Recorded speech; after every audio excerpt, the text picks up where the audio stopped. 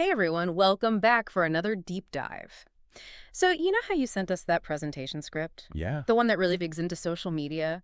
Well, we thought it would be awesome to pull out the big ideas, Oh, no. kind of get a real grasp on how social media shapes our world today. I mean, it's kind of crazy to think about, right? Like, Yeah. the presenter asked us to imagine a world without it. Can you even picture that? Honestly, it feels almost impossible now. Like it's just so ingrained in everything. Right. So the presentation went into both the good and the bad. And let's start with the upsides, the good stuff.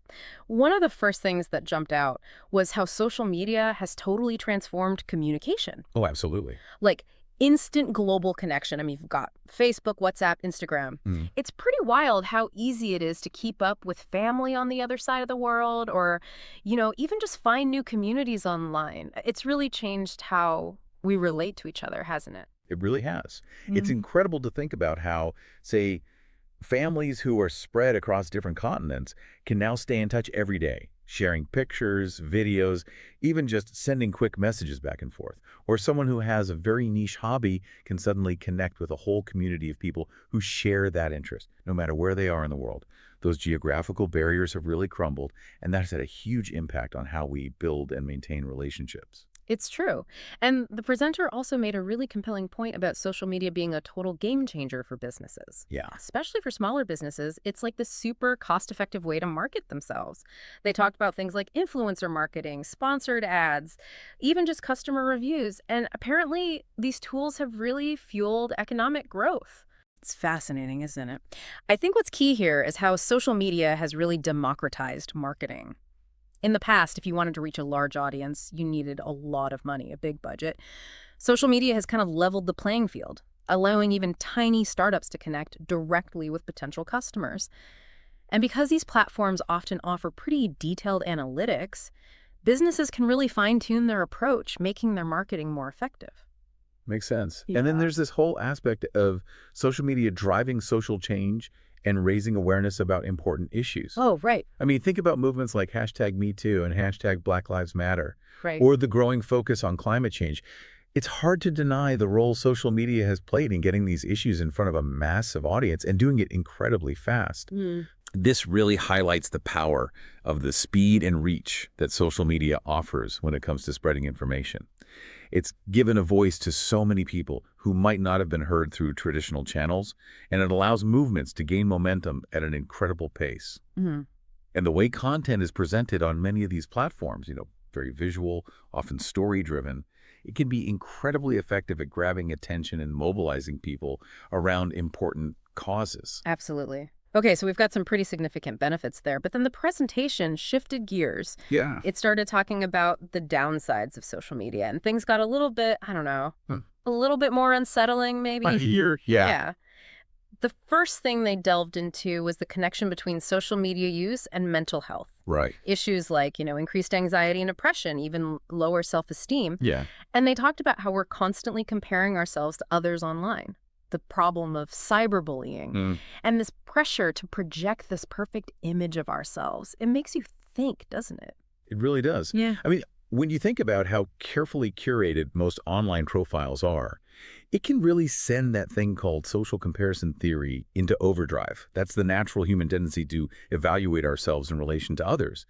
But when the others we're comparing ourselves to are presenting this sort of idealized, often unrealistic version of their lives, it's no wonder people can end up feeling inadequate or insecure. Mm. And then you've got cyberbullying, which can be absolutely devastating, especially because it can often feel relentless and inescapable given the 2047 nature of online platforms. The presenter was right to highlight this as a serious concern. Definitely. And then there's this whole other challenge, Mm-hmm. this issue of misinformation, which feels like a real struggle in this digital age. Yeah. The presenter cited the statistic, and it's pretty alarming, honestly. Apparently, false news can spread up to 6 times faster than actual factual information on social media, Wow. which can create a whole lot of confusion, even panic. And as the presentation pointed out, this can lead to real-world consequences, too. That emphasis on the importance of fact-checking, that really hit home for me. It's interesting to consider how this all ties back to the way social media platforms are designed. Yeah. The algorithms that determine what you see are often built to prioritize engagement. It's all about keeping you clicking and scrolling. But the thing is, content that's sensationalized or designed to provoke a strong emotional response, whether it's accurate or not, often tends to generate more engagement. And that means it spreads faster. So the very mechanisms that make social media so effective can also unintentionally contribute to the spread of misinformation. That's a good point. Okay, so moving on to the last major downside the presentation highlighted. They brought up the issue of privacy and data security Oh, risks. that's a big one. They talked about how these platforms are gathering tons of our personal data, sometimes without us even realizing it. Right. Cybersecurity threats, identity theft, data breaches. It's definitely something to be mindful of, and it makes you reconsider your own digital footprint, you know? It is. Hmm. When you take a step back and look at the bigger picture, the sheer amount of personal data held by these social media companies is staggering and incredibly valuable. And while this data can be used for things like targeted advertising, it also represents a potential vulnerability.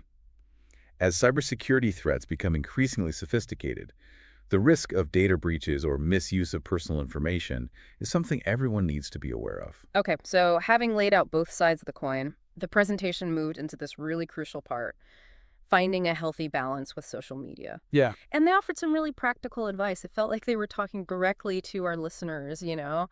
And the first thing they recommended was setting limits on screen time, Right. being intentional about how much time you spend online. This directly addresses those mental health concerns we were talking about.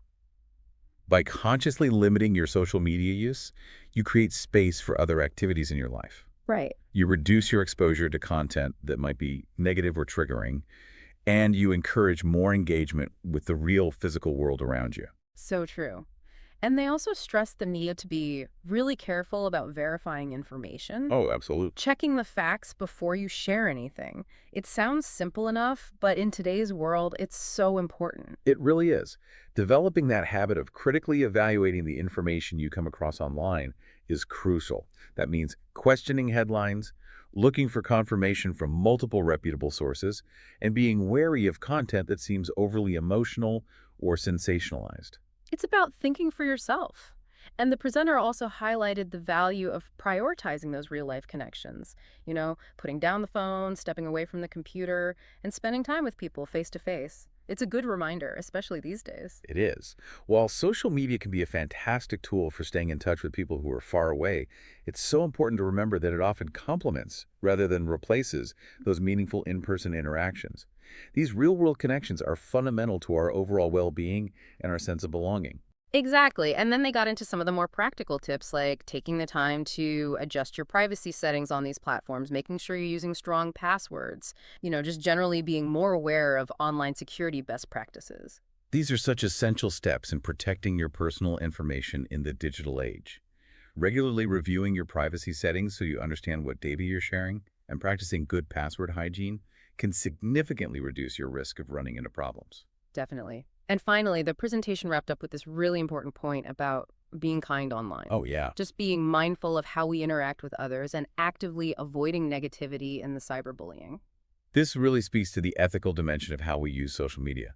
Our interactions online have a real impact on people's lives, and creating a more positive and respectful online environment for everyone requires each of us to be thoughtful about how we engage. Absolutely. So when you consider everything the presentation covered, I think the key take